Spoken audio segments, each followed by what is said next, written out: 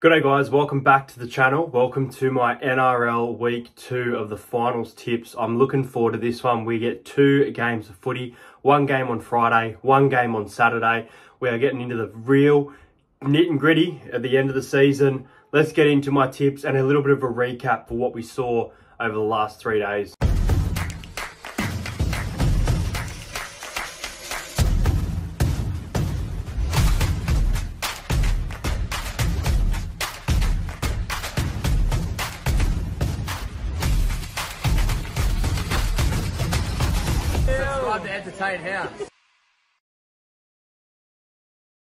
So let's start off this video with a little bit of a recap of the 4 games that we saw. The first game, the Broncos and the Storm. The Broncos getting their first win after a 15 streak. Storm winning over the Broncos, and you know, I think they've only won about 13 out of 50 games, so well done to the Brisbane Broncos. I think I tipped them by about 10 points. They won this game 26-0. They just shut out Melbourne all night. Their big name players really didn't step up. I do want to wish Ryan Papenhuyzen all the best in his recovery. You know, he fought hard to get back on the field, and very unfortunate what happened to him. I'm sure everyone in their households and everyone at that stadium went really quiet in that moment. But yeah, they really needed players like Cameron Munster to step up in those big moments. I thought he was really quiet throughout the game. I thought Eli Katoa was quite good in the game. I know he had some big hits on players, but yeah, as for the Broncos, man, Carrigan, Walsh and Adam Reynolds, who's probably my man of the match from the game. That dropout play was absolutely unbelievable around the 17th minute. Massive play. And the Brisbane Broncos are through to a prelim, and they will play either the New Zealand Warriors or the Newcastle Knights based on this week's result. The second game saw the Penrith Panthers absolutely annihilate the Warriors, 32 points to 6. I didn't get to watch all of the game. Sean Johnson being out, especially on his birthday, really disappointing for the Warriors fans. And now they're in a position where, you know, they potentially could go out in straight sets. Not to say that they will, because, you know, they've got a home final this week in New Zealand and all eyes are focused on that game. Look, there were some good moments. Wade Egan was fantastic for the Warriors, yeah, it was tough. It was tough for the Warriors. It was always going to be tough. And Penrith, Nathan Cleary, I love him as a player, but I actually thought he really stepped up in this game, especially the individual brilliance try. Sometimes I think commentators just, you know, ride players, but I was actually deserved in this game. I thought Cleary was absolutely outstanding. The next game, cracking game, the Sydney Roosters and the Cronulla Sharks at Shark Park. Small crowd, sold out 12,000, small stadium. The Sharks should have been up 16-0 at half-time. They had so many opportunities. The Roosters were absolutely terrible. I didn't see a way that the Roosters win this game. I did tip the Roosters. I did get 4 out of 4 for the week, so that was pretty cool to get 4 out of 4. But yeah, I did tip the Roosters by a decent margin, 10. They ended up winning the game by 1 point. Victor Radley was fantastic. James Tedesco was off the field for 10 minutes, but he was still very involved in the plays. Yeah, the Sharks, you know, went to sleep in that second half, and yeah, the Sharks season comes to an end. They bow out once again in the finals. So last couple of years when they make the top 8, they don't really do much, do they? Moving into the final game, which is the Newcastle Knights taking on the Canberra Raiders. I did tip Newcastle by 8 points here. I know people were tipping Knights by 30, Knights by 16. I knew this game was going to be close. I didn't expect this close though, and Tom Starling scoring to send this game into extra time was absolutely nuts. The stadium went nuts. It was loud. There was a lot of passion. It was crazy, and you know, all thanks to Jack Byton, which I hope he got his Hungry Jacks on the way home. I heard that he wanted some Hungry Jacks because he was quite hungry.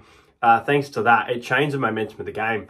That and Jackson Hastings actually going off. It's a big loss for the night. But Kalen Ponga, who is carrying an injury, and you could see it early on, stepped up and moved from left to right, not just staying on that left middle of the field, moved around the park and created some fantastic combinations, especially with Dominic Young. So a really good performance for Newcastle, and they're through to the semi-final to play the Warriors this weekend. A great game of football. If you didn't get to watch it, absolutely go and check it out. Check out the highlights for all 4 games this week. But let's get into my semi-final tips. So it all kicks off on Friday night when the Melbourne Storm are playing against the Sydney Roosters. Now the Roosters, a great win over the weekend, losing Tedesco, Manu, Billy Smith, lots of players. SWYSH also got ruled out, but they showed grit, determination. You know, the Sharks made a lot of errors and almost gave the game to the Roosters, but they really put in a fight to keep their season alive.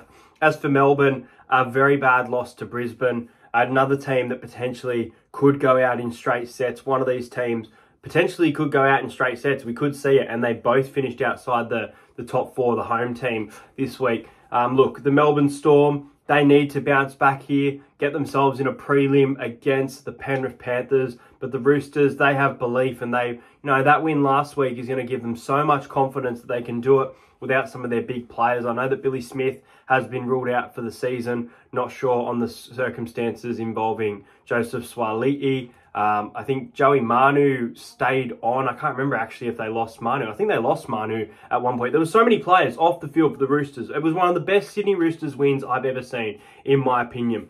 It's going to be tough. They're going down to Melbourne. Melbourne will need to bounce back. We've seen that they can bounce back as well, but they're probably going to have some injuries as well. You know, Xavier Coates, Ryan Pappenhausen, they could have some big outs for this game. So, look, it is a hard game to tip. It is in Melbourne. The Roosters showed fight last week, but I think that the Roosters season is going to come to an end here. They've done really well to make the top 8. They've beaten Cronulla, but I think they've won their last game of footy for the year. And I think that the Storm are going to put on a bit of what we've been used to and bouncing back in style.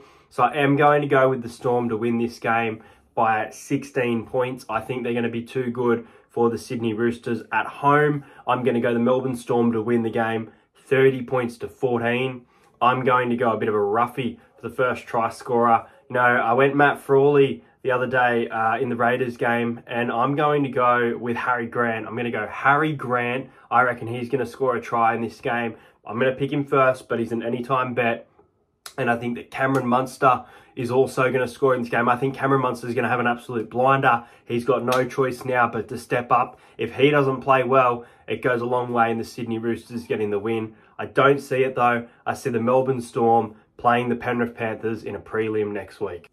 And the other game for the week, which I'm really looking forward to this one, it is Saturday at 4:05 over there in New Zealand, the Warriors and the Newcastle Knights. The last time these two teams played, it was a cracking game at Newcastle Stadium where the Knights actually beat the Warriors at home 34 points to 24.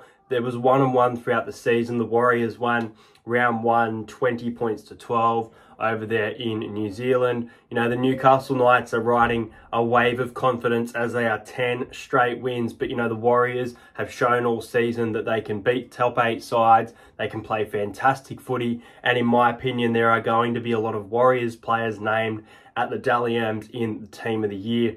Obviously, Shaun Johnson, I'm hoping he'll play. It'll be a massive return, a massive boost for the New Zealand Warriors. They are going to have the home field behind them as well. This is going to be an absolute task for the Newcastle Knights to go over there and play the Broncos in the prelim. And that's why the Warriors are favourites going into this game. And they are about a 6.5 start because of how good they've been this year. And they've been one of those teams that can, you know, bounce back as well. But phenomenal season from, you know, Wade Egan, Shaun Johnson, Charnze Nicoll-Klokstad, Addin Fonua-Blake. Some massive names going up against some big names. Kalen Ponga is going to need to step up as well because Jackson Hastings is most likely going to be ruled out for this game, which means Adam Clune is going to be in the half with Tyson Gamble, who Tyson Gamble, you know, he definitely stood up last week, but he's going to need to do even more this week if the Newcastle Knights are to win this game.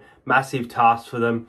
We've had all the hype around the Warriors. How far can they go? You know, a lot of people, including myself, starting to think it could be a Panthers-Warriors grand final. Starting to look a bit like a Panthers-Broncos, but you never know what can happen in rugby league. You'd be absolutely crazy to tip the Newcastle Knights to beat the Warriors in New Zealand. So call me crazy because I think it is 11 in a row.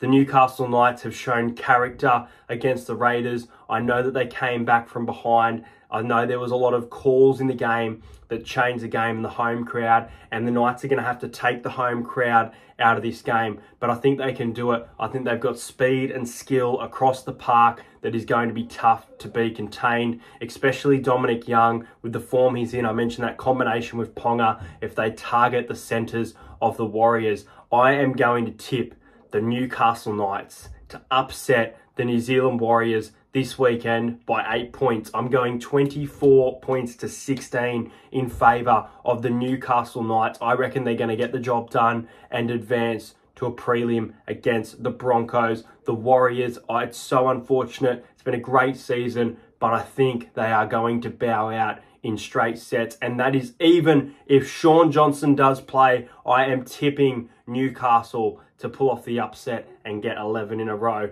My first try scorer for this game, I'm going to go with Dane Gagai. I reckon Dane Gagai has been running the ball a lot more, looking very dangerous of late. And my anytime try scorer from the New Zealand Warriors, I'm going to go with Marata Niukore.